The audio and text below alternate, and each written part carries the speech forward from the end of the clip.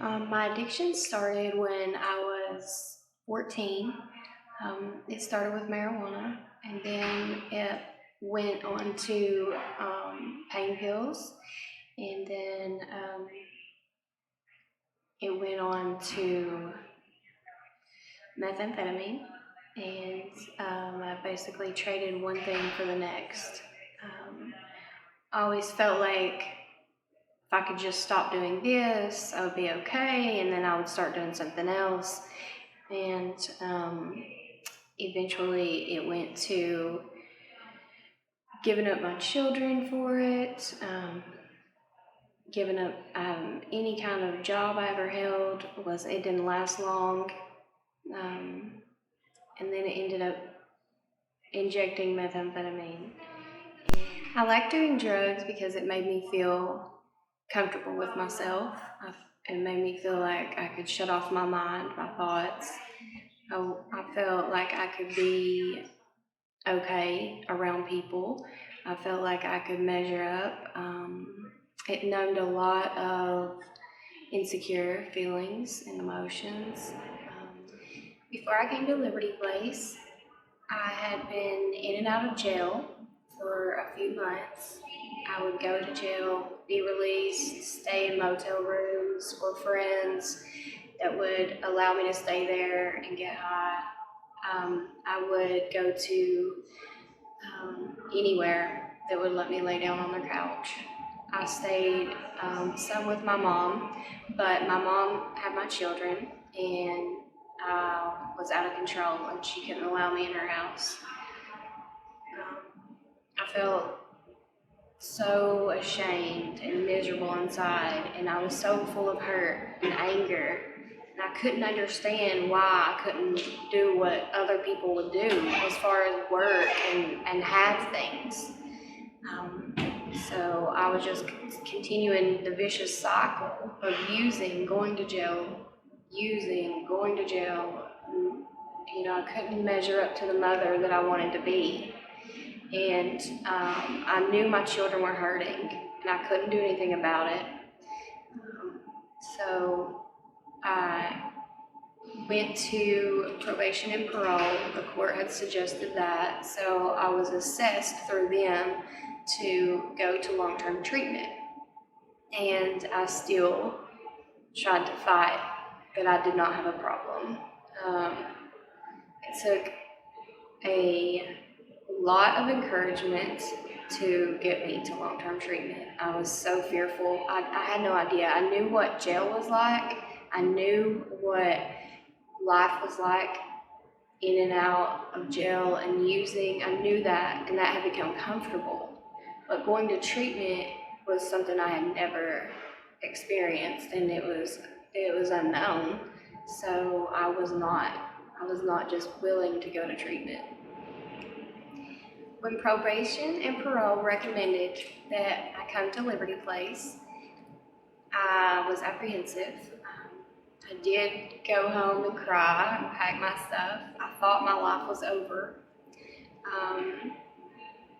I had 3 days to prepare, and then I came on the way. I used up until the moment that I got here. I came in, I was scared to death. They decided to go through my clothes and limit my belongings, and I thought, well, this is my whole life, I should bring everything. And I learned about the rules, and none of it made sense. I learned about love, and that none of it made sense. They welcomed me here, and I had never felt that way, to be welcomed. And they clapped for me, and they encouraged me, and most of the people I'd been around didn't want me around anymore because of the harm that I'd caused, and it was a very strange feeling. While at Liberty Place, I learned a lot about AA, which I had never known, and I was introduced to. I had a really hard time admitting that I was an alcoholic because I had always used drugs. Alcohol wasn't my problem. So it took me a while to understand the whole concept of it's took me a while to understand the concept of it's the effect that you get, it's not about the substance. I worked the steps, and I was still resistant all the way up until the 4th step. And once I started writing out the 4th step and seeing that I was the problem and just how I was the problem, then it gave me so much freedom and clarity. I started to realize that I loved people as much as they loved me. I made a lot of bonds at Liberty Place that show me just how to let go and how to love and be okay.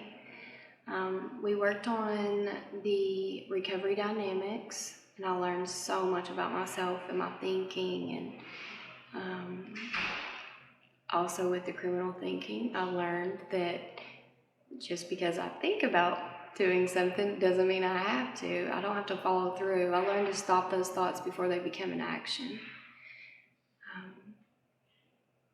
I learned to change my way of thinking and to divert the negative thinking into positive. I learned a lot about who I was and the behavior patterns that I was stuck in, and how to change those and how to create a better life for myself. I believed wholeheartedly when I came in before working the steps. I believed wholeheartedly when I came in before working the steps that I would be using for the rest of my life. And through working the steps and seeing people in recovery and seeing their freedom, I realized that it didn't have to be that way. And I think that was the best part. That was the best part at like the 4th and 5th step, was I realized I did not have to use anymore. I didn't have to choose drugs over my children. I didn't have to choose jail over treatment or recovery. I didn't have to choose those things. I could live a life. I could go to work. I could be productive. The community at Liberty Place was full of women that were just like me. They had been where I had been. They had done the things I'd done, or they had felt the pain that I had felt. I felt really alone and kind of like an outcast when I got here. I thought I was so different, and I learned that I have a disease that is a mental obsession, and I learned how to break that, and the tools to, pick up the phone and call someone that has the same thinking that I have. I learned the tools the principles to be patient, to be still, to trust God, to be honest, and to tell on my thoughts. I learned all that through working with the other women here who had gotten a little further in the program. In the beginning, I looked up to the women that were in the second part of the program because I never thought I could make it 30 days. And the second part of the program, I looked up to the women who were laughing and enjoying because I never thought I could laugh again. The later part of the program, I looked up to the women who were working and who were going outside of treatment and living life out there because I never thought I could do those things. So it gave me so much more than just tools for myself. It gave me positive, encouraging, inspiration, and it empowered me to continue to do the things just by watching the other women and as they had went through. So in the later part of my recovery, I chose to go into the peer mentor's office. And what we do in there would be oversee 10 to 12 clients and kind of guide them and help them. And then we're also an advocate between them and staff. We would do office work and make sure homework was done, check it. It was a really good experience because it taught me to balance my recovery as if I was working. The same tools I would need for outside of treatment. I also made $50 a week during that time, which was really nice because I had learned to live on $20 a week while inside the treatment. So learning to have a little more money and to be responsible with it because it was such a small amount. And it was a really good way to learn to manage things for since I've been out of treatment. It's helped me a lot because I can really think about, do I need this or do I just want this? So that's been a good tool that I've used. And also I really was grateful to be able to give back to Liberty Place and to be able to give back to the women. And I knew what that had meant to me when I was at the earlier stages of my recovery. So it was definitely a blessing to be able to do that. So upon completion of phase 2, I transitioned into the community in Richmond. I decided to stay in Richmond and continue my life here and where I had built my foundation in AA. So I got an apartment, which was the first because I had never had my own place. I got an apartment for the first time. I started paying bills. I made little small goals and met my goals, and I started building confidence outside the house. It was very scary because I had been surrounded by so much love and support. So when I got to the apartment, I was kind of like, okay, now what? And the best part about being connected to Liberty Place was the fact that at that time I still had weekly meetings here to check on, see how I was doing, and also to share with the women in phase 2 what it was like. I chose to stay in Richmond and continue AA here, where I had learned and built a solid foundation. I had a lot of strong women in support that had helped me, that had also been alumni at Liberty Place. And the best part about it was being able to stay connected to Liberty Place. Through that, we had community meetings weekly for the first 6 months, where I was able to come back and share what it was like living life on life's terms with the rest of the girls in phase 2. Able to give them an idea and suggestions and help them see that it was possible. I obtained housing in Richmond, which I have kept for 3 years. That is the longest I've ever stayed in one place. First time I've ever had anything of my own. I've paid my bills on time every time. I really enjoy being responsible.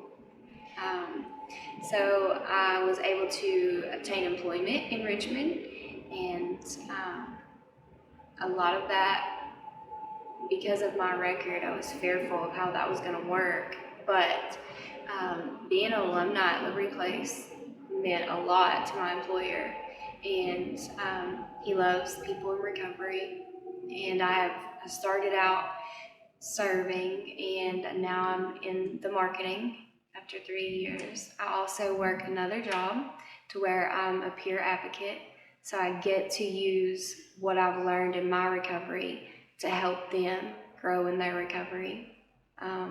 Part of that was learning what I learned in the peer mentor's office. It helped me a lot in that.